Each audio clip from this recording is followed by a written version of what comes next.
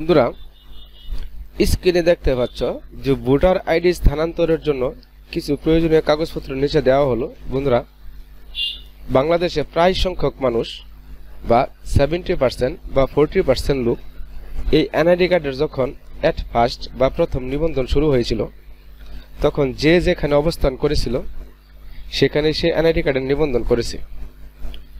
এখন বর্তমানে সে তার বর্তমান ঠিকানা বা যে ঠিকানায় তার জন্ম হয়েছে, যে এলাকায় বা যে বাড়িতে বা যে জেলায় তার জন্ম হয়েছে সেই জেলায় সে কর্ম থেকে বিরতি গ্রহণ করে সেই জেলায় সে ফেরত যাচ্ছে। কিন্তু তার যে এনআইডি কার্ড নিবন্ধন করা হয়েছিল তার কর্মক্ষেত্রে জীবিকার তাগিদে যে সে যে জায়গায় কর্ম করত সেই জায়গায় নিবন্ধন করা হয়েছে। এখন বাংলাদেশের যে কোনো জেলা হতে পারে, ঢাকা হতে পারে, কুড়িগ্রাম হতে পারে, নীলফামারী, রংপুর, চট্টগ্রাম, অর্থাৎ 64টি জেলার যে কোনো জেলার সে নিবন্ধন করেছে। এখন সে তার স্থায়ী ঠিকানা আসতে চাচ্ছে যে এনআইডি কার্ডটি ট্রান্সফার করে বা ঢাকা থেকে স্থান পরিবর্তন করে তার জেলায় সে আনতে চাচ্ছে। সেই ক্ষেত্রে কি কি কাগজপত্রের প্রয়োজন পড়বে, অর্থাৎ ভোটার আইডি স্থানান্তরের জন্য কিছু প্রয়োজনীয় কাগজপত্র নিচে দেওয়া হলো।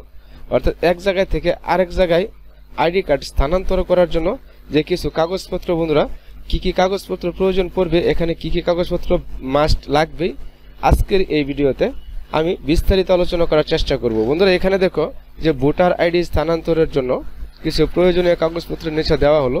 1 নাম্বার ফর্ম 13, অর্থাৎ স্থানান্তরের যে ফর্মটি সেই ফর্মটি হচ্ছে 13 নাম্বার।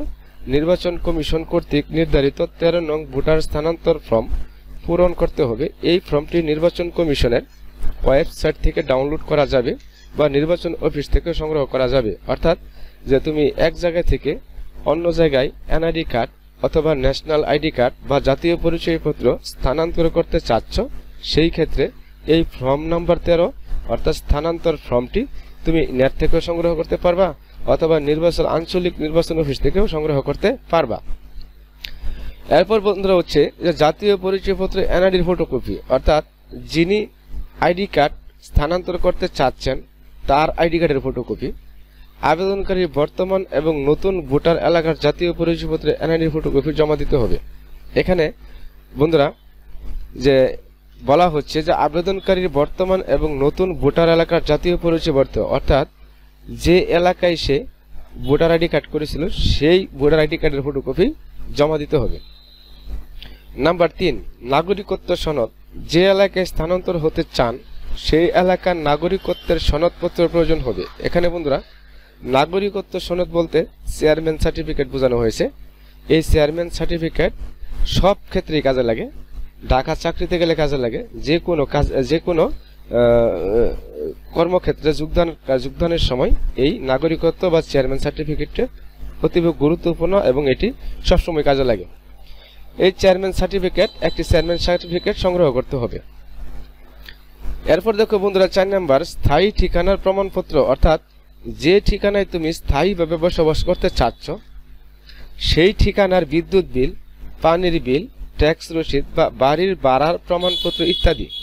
এখানে তুমি যে ঠিকানায় বা স্থায়ী ঠিকানায় যে ঠিকানায় তুমি স্থায়ীভাবে বসবাস করতে চাচ্ছ বা বসবাস করতেছ বা যারা বসবাস করতেছে সেই ঠিকানার বিদ্যুৎ বিলের কাগজ এবং পানির বিলের কাগজ, ঢাকার ভিতরে হলে পানির বিল বা ট্যাক্সের রসিদ বা বাড়ি ভাড়ার প্রমাণপত্র। ট্যাক্সের রসিদ হচ্ছে বন্ধুরা জমিনের খাজনা রসিদ। এই অপশনটি হচ্ছে জমিনের খাজনা রসিদ।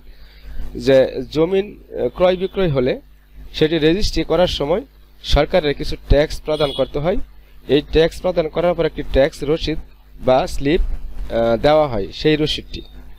এখন বন্ধুরা এখানে কথা হচ্ছে যে বিদ্যুৎ বিল, যে সে আগে ঢাকায় থাকতো বা রংপুরে থাকতো বা কুড়িগ্রামে থাকতো বা বাংলাদেশের যে কোনো জেলায় থাকতো, এখন বর্তমানে সে তার নিজ জেলায় অবস্থান করতেছে। এখন অন্যের কাছ থেকে ধার নিয়ে সে বিদ্যুৎ বিল বা বিদ্যুৎ ব্যবহার করতেছে, কিন্তু তার নামে কোনো বিদ্যুৎ বিল নাই। সেই ক্ষেত্রে কি করতে হবে, তার চাচা বা তার জেঠা বা তার বাপ, তার ভাই বা তার বোন বা প্রতিবেশী, অর্থাৎ গোষ্ঠীর ভিতরে বা ফ্যামিলির ভিতরে পরিবারের ভিতরে যারা আছে তাদের যে কোর বিদ্যুৎ বিলের কাগজ হলে হবে। একটা কথা বন্ধুরা এখানে মনে রাখতে হবে, যার বিদ্যুৎ বিলের কাগজ জমা দিবে ঠিক তার আইডি কার্ডের ফটোকপি লাগবে। এরপর বন্ধুরা দেখো 5 নাম্বার চেয়ারম্যান কাউন্সিলের প্রত্যয়নপত্র। এখানে প্রত্যয়নপত্র যে বিষয়টি, সেই বিষয়টি অতি গুরুত্বপূর্ণ। চেয়ারম্যান বা কাউন্সিলর প্রত্যয়নপত্র এখানে পুরসভা হতে পারে বা চেয়ারম্যান হতে পারে বা কাউন্সিলর হতে পারে। চেয়ারম্যান, কাউন্সিলর বা পুরসভার মেয়র কর্তৃক একটি প্রত্যয়নপত্র সংগ্রহ করতে হবে। সেই প্রত্যয়নপত্রটি কি? সেটি হচ্ছে বন্ধুরা আইডি কার্ড সাথে নিয়ে ইউনিয়ন পরিষদে যাও বা পুরসভায় যাও বা সিটি কর্পোরেশনে যাও, আইডি কার্ডটা সাথে নিয়ে গেলে এই আইডি কার্ড দেখে তারা তাদের প্যাডে একটি প্রত্যয়নপত্র তৈরি করে দিবে। প্রত্যয়নপত্রটি এরকম হবে যে এই মর্মে প্রত্যয়ন করা যাচ্ছে যে অমুক পিতা অমুক মাতা অমুক, তিনি অত নম্বর ওয়ার্ড বা অত নম্বর ইউনিয়নে বসবাস করে আসতেছে, আমি তাহাকে চিনি এবং জানি, এবং সে সরকার কোনো বিরোধী কাজের সাথে লিপ্ত না, আমি তার জীবনের সর্বাঙ্গীন মঙ্গল কামনা করছি, জাস্ট এটুকু লিখে দিবে। এরপর বন্ধুরা হচ্ছে যে অন্যান্য কাগজপত্র, কিছু কিছু ক্ষেত্রে এলাকার জনপ্রতিনিধি কর্তৃক আরও কিছু প্রয়োজনীয় কাগজপত্র চাওয়া হতে পারে। বন্ধুরা এখানে কথাটা লিখে দিছে, অবশ্যই এই কথাগুলা যে এলাকার প্রতিনিধি কর্তৃক আরও কিছু অন্য কোনো কাগজপত্রের প্রয়োজন নেই বা লাগতে পারে না, আমরা যতটুকু জানি।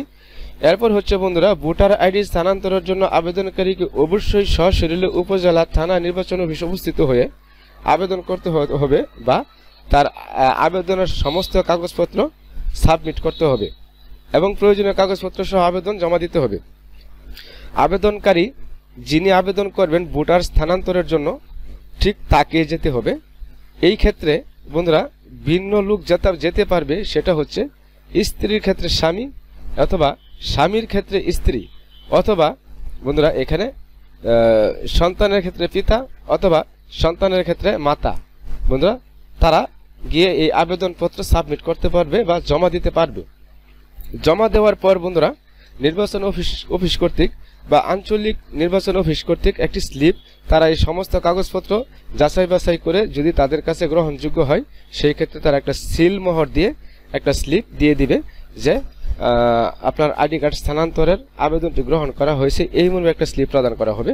এই স্লিপটি খুব যত্ন করে বাসায় রেখে দিতে হবে। পরবর্তীতে 15 দিন বা 1 মাসের ভিতরে যখন এই আইডি ট্রান্সফার হবে না বা মোবাইল ফোনের মাধ্যমে মেসেজ আসবে না, তখন এই স্লিপটি নিয়ে আবার পুনরায় নির্বাচন অফিসে যোগাযোগ করলে তারা দেখবে যে আসলে স্থানান্তরের জন্য যে কাগজপত্রগুলো জমা দেওয়া হয়েছিল কিন্তু স্থানান্তর এখনো হয়নি, তারা তড়িৎ গতিতে পুনরায় এই কার্ডটি আবার স্থানান্তর করে দিবে।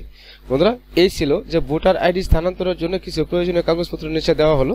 যদি বন্ধুরা ভিডিওটি ভালো লাগে চ্যানেলটিকে অবশ্যই সাবস্ক্রাইব করবা এবং পাশে থাকা নোটিফিকেশনটি অন করে রাখবা।